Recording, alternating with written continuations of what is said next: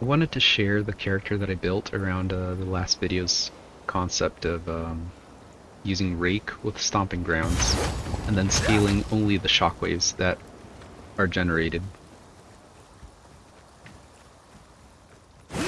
The character ended up being a very fun character that, although I will be stopping now, I might come back to later, just because I have other concepts that I want to work on.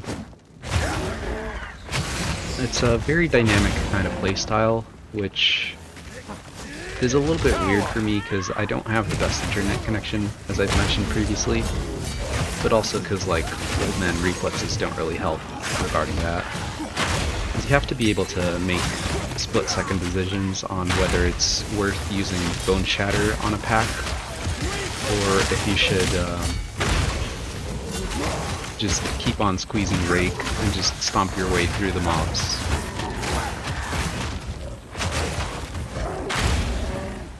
There's also Disengage, which you kind of gotta get a feel for it, but once you do, it becomes very, very comfortable to zip around mobs. It lets you initiate comfortably where you can, like, dash towards a pack, then jump behind them, and if they're monsters that charge quickly at you and they're primed, that'll, like, set the pack perfectly. Oh, I forgot to do one thing, hold on.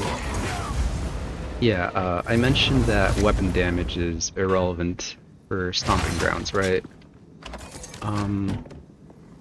Although my staff has some decent mods, it's still just a level 18 one. I'll be swapping that for just a plain white level 1 spear. The requirement is coming from the rune that's socketed in it. And as you'll tell, nothing will change, really.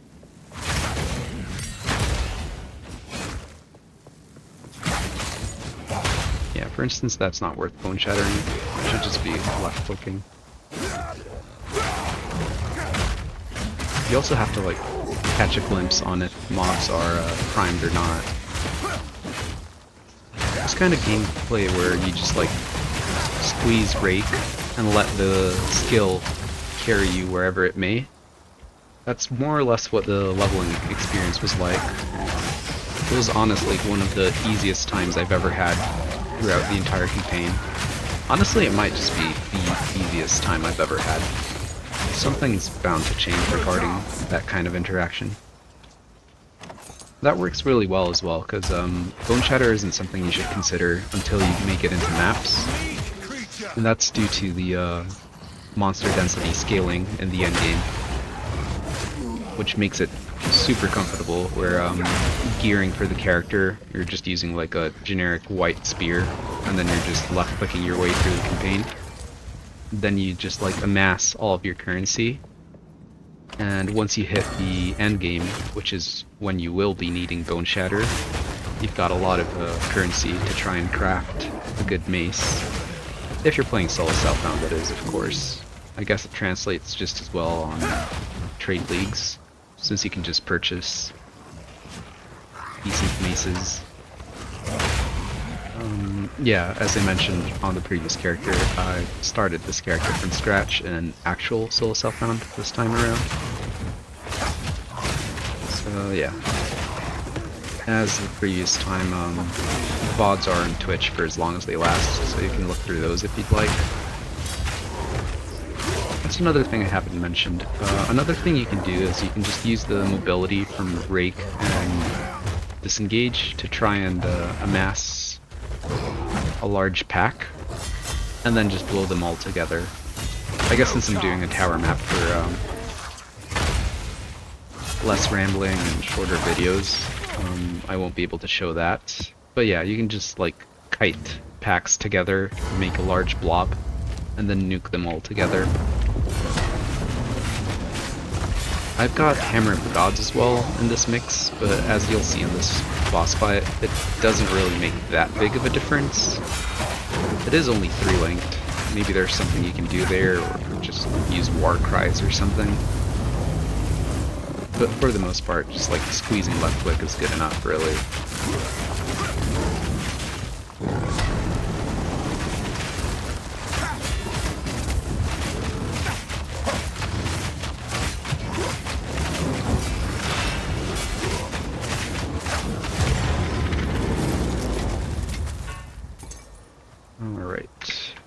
should be it, or good enough at least.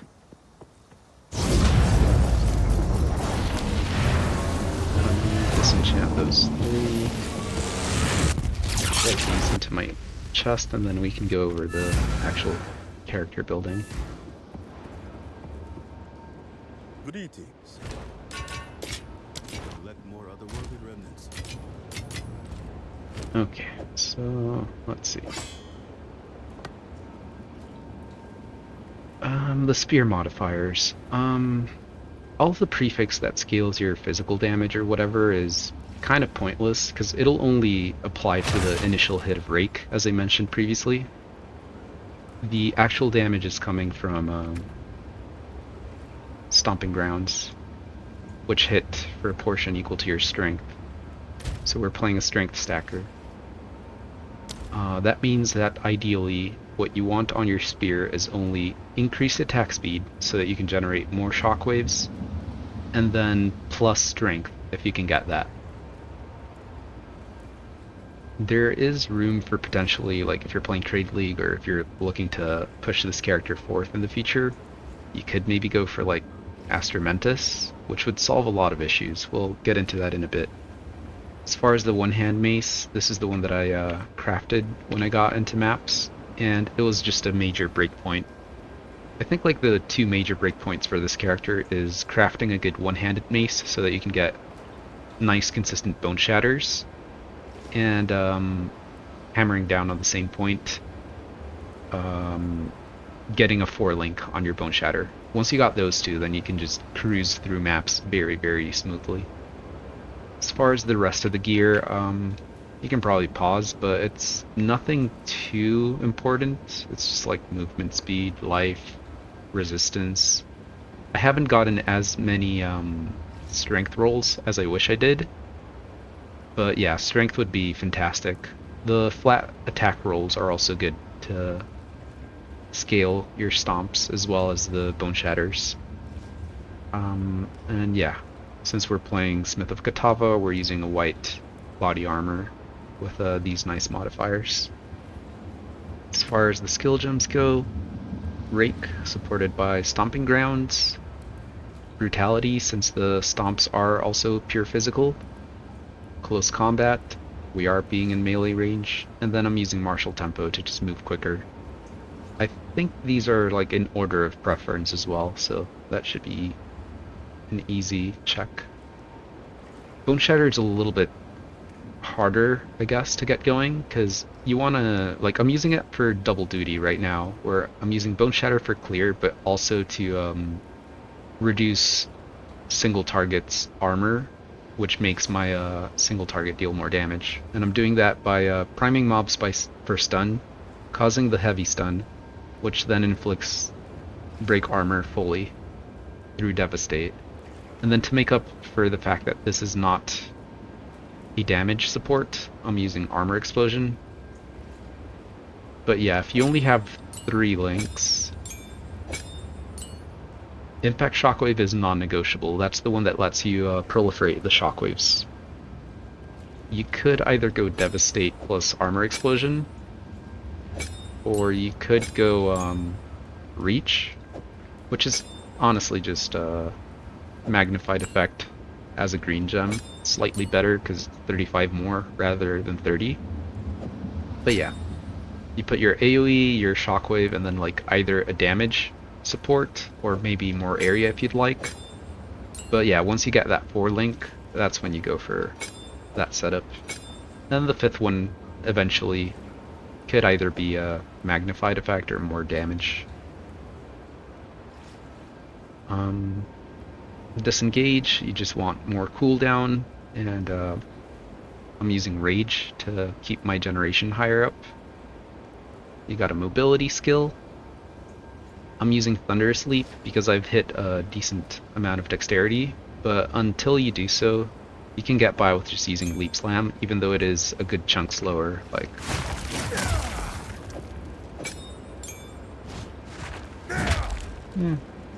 it's not the end of the world, right?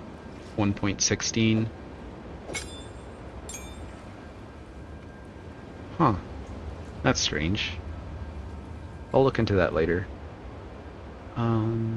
What else do we have to see? Spirit gems. Oh yeah, Hammer of the Gods, it's supported by extra shockwaves and more damage, but as I mentioned previously, it doesn't seem to do that much damage. Maybe if you use War Cries before it, you could beef it up where it becomes substantial. In terms of Spirit Gems, you unlock these at level... I forget what the requirement is. It's probably something like 58 when you get a level 14 uncut. And I think these are the best setups, but until you get these two, you can probably use like War Banner and Herald. I like the way Herald of Ash looks just for aesthetics, but honestly I think it hampers you more than it helps, because you'll often overkill a mob and then they'll be ignited, but they're also primed for stun, so you'll go in for a Bone Shatter, and then the Herald of Ash will kill them before the Bone Shatter goes through. War Banner would be really nice, and I'd like that to be the third one, but if I use these two, which have a higher priority, I'm left over with 10 Spirit. Maybe if my Amulet had a little bit of Spirit, I could do that. But yeah, it's just like one more button to press, more damage to gain. Berserk is fantastic because it doubles the bonus that you're getting from Rage for your single target. It also gives you some Life Leech for sustain.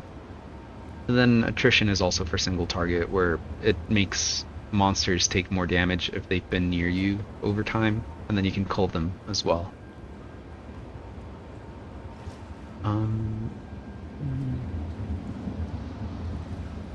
Yeah, so regarding the attributes, at 500 strength for my single target setup, which puts me at about 3000 life, in conjunction with the ascendancy and sort. But yeah, if I remove my gear, then you'll notice that I'm sitting at 36 dexterity. That's why I mentioned Leap Slam as an alternative rather than Thunderous Leap, which makes more sense once you look at the passive tree. But you ideally want to reach a breakpoint of 86 dexterity so that you can use this item base as your white armor so that you can get the implicit for bonus life. Until you do so, you can just use any other generic body armor, but yeah, you'd want to look for that.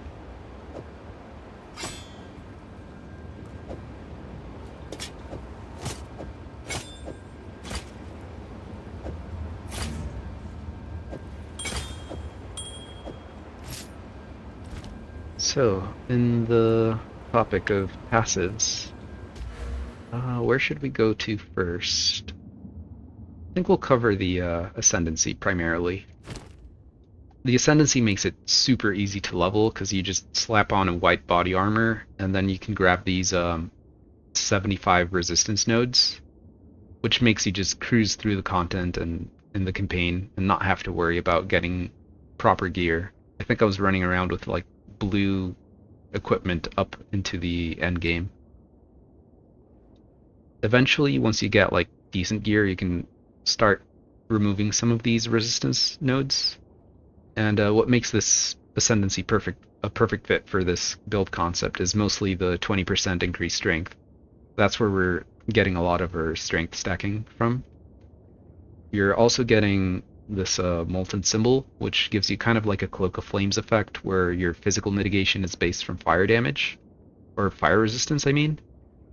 So on that note, you could maybe play as a Titan, which also has a few nodes that give you increased strength percentage, and it doubles your small nodes. So it could go that way, which would mean you can't use a white body armor, and then you can use this unique.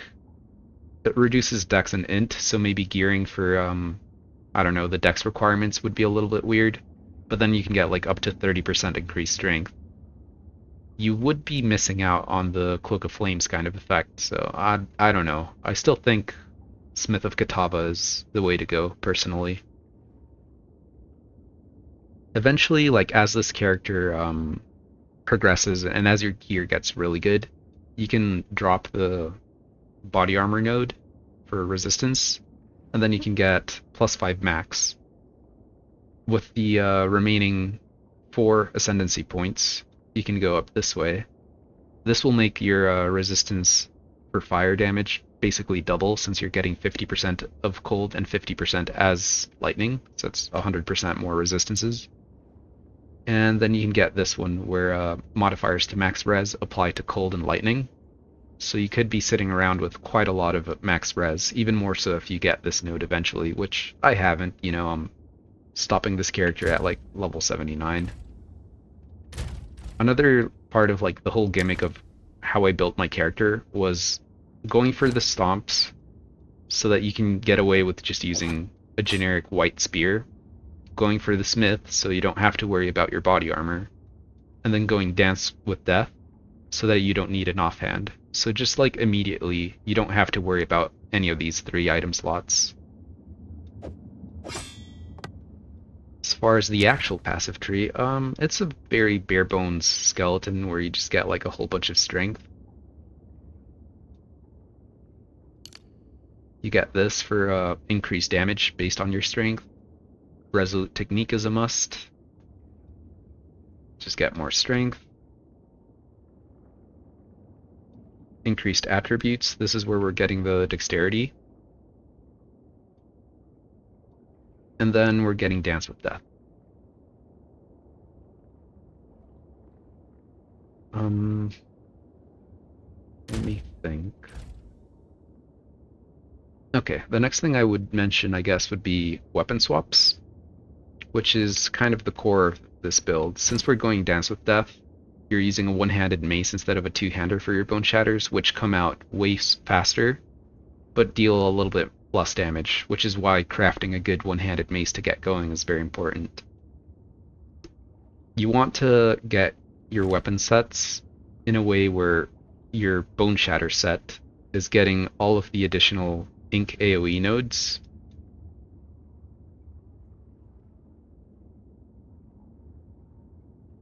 These give you a substantial amount of attack damage, but they reduce your attack speed, so just for like passive point management, I chose to stick those onto the clear set rather than the single target one.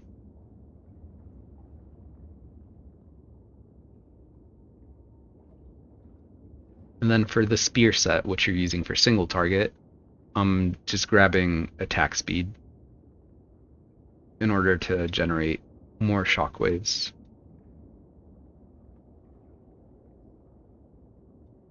This one-handed cluster is huge for that matter.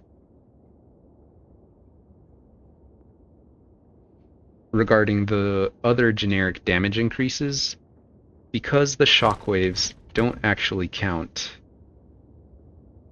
as melee or ranged or anything, they also do not use your weapons. You can't really use any node that specifies melee or specifies one hand, two hand, etc. So you're stuck getting just generic damage increases, such as these area damage nodes.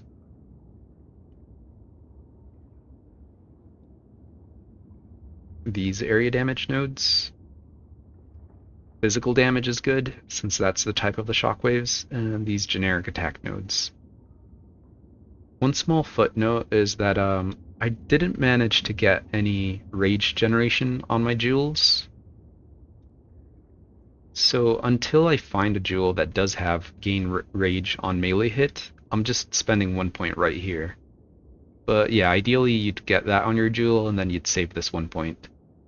As far as where you'd progress to if you were to push this character further, I think you would want to anoint this node for the increased strength. You'd want to get the max res that I mentioned to suit up your defenses.